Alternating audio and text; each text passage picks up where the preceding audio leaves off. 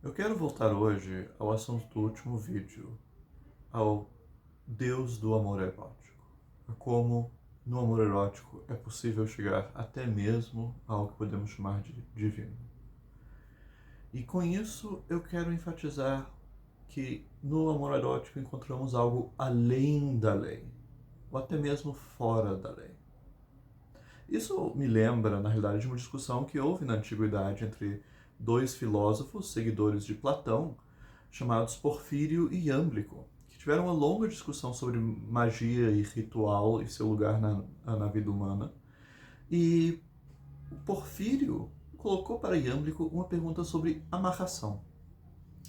E ele perguntou: como pode ser que se diz que os deuses não escutam quem está impuro por razão do sexo, né, por ter quebrado alguma lei com respeito ao sexo, mas ao mesmo tempo se diz que eles não hesitam em seduzir as vítimas da amarração para a libertinagem, para o sexo contra a lei.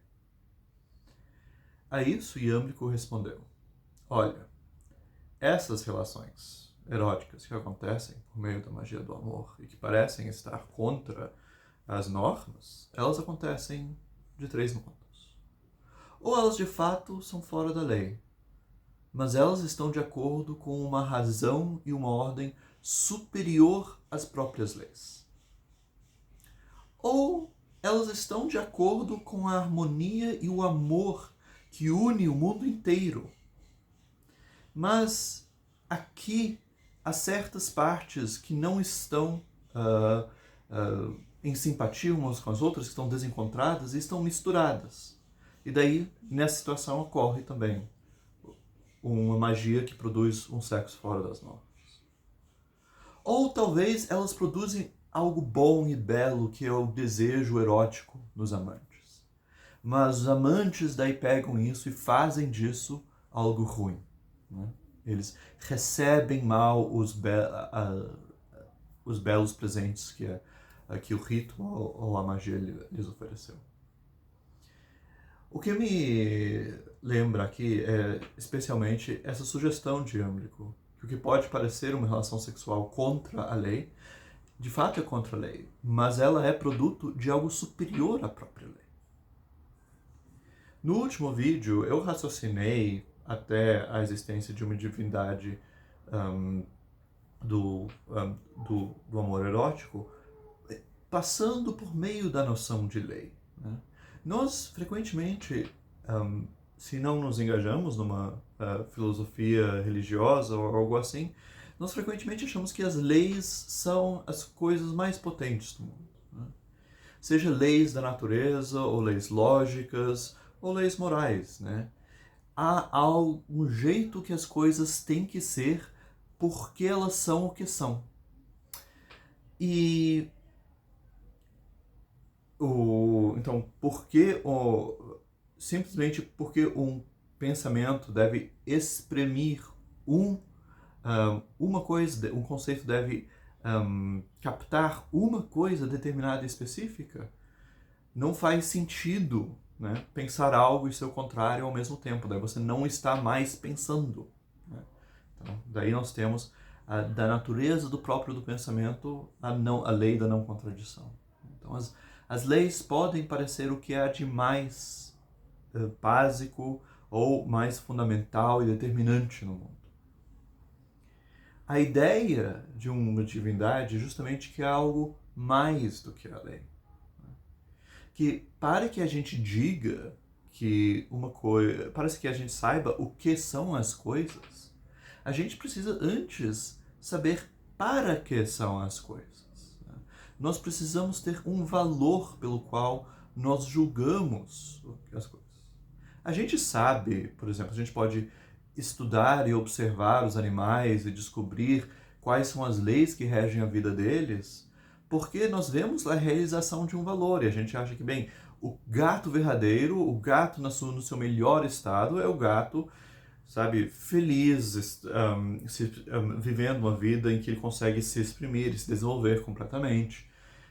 à luz desse valor, que daí podemos julgar que agora o gato está doente, agora o gato está preso, ele está numa situação não natural, o gato está sendo oprimido de alguma maneira. Ou a gente diz, por outro lado, esse gato está numa situação muito boa, ele consegue se desenvolver bem. E da mesma maneira, então aqui nós vemos que o valor é anterior à lei. Né? Há um certo valor que a lei expressa, a lei organiza as aparências para que a gente possa julgar se elas estão realizando esse valor ou não. Mas os valores são anteriores às leis. E os valores tomados por si, na sua existência, independente das leis e fundamentando as leis, eram para o filósofo neoplatônico Próclo, isso era o coração da divindade. Eu tenho toda uma série de vídeos sobre o divino em Próclo em que eu falo disso. E como eu observei, há leis até mesmo para o amor erótico. E toda essa argumentação minha, mostrando como podemos ver o sexo como a realização das nossas potências, nossa potência de toque, de vista, de escuta, de nossa memória, de nossa vida pulsante interna, tudo isso são indicações de leis. Né? Então, quando eu digo que quem proíbe o sexo impede as pessoas de o terem, elas estão impondo alguma espécie de fome ou sede existencial, isso é a realização de uma lei. Mas a lei, então, ela se manifesta em uma variedade de situações positivas e negativas, né? De prêmio e punição, de inveja, sede, fome, raiva, ou também, né, de realização, de gozo, de plenitude. Mas toda essa míriade de fenômenos e toda essa míriade de relações e determinações, todas se baseiam naquele valor simples que congrega e sintetiza todos eles, que a gente sente naquela paixão, naquele tesão sem nome, que tira de nós toda a capacidade de falar. E isso, então, é justamente essa capacidade do sexo de atingir algo para além da lei, é o que nos mostra que há algo divino nele. E isso também explica porque, apesar do sexo gay ser bom, e todo sexo ser bom, ele também pode ser mal. Ele também pode ir contra as leis, porque ele tem uma fonte maior do que elas. Aquilo que vem de antes das leis, ele pode ser um local em que a gente encontra algo sublime, místico, que nos eleva para cima delas, mas também pode ser local de algo que as transgride, nos leva para baixo delas. E por isso, sabe, a mística erótica e a magia sexual e dominação sexual que é maligna. E ambas essas coisas aparecem, né? A gente tem que lidar com ambos esses fenômenos quando a gente começa a falar da divindade no sexo, quando a gente começa a falar da adoração no sexo e quando a gente levanta esses assuntos dos últimos vídeos. É isso. Obrigado.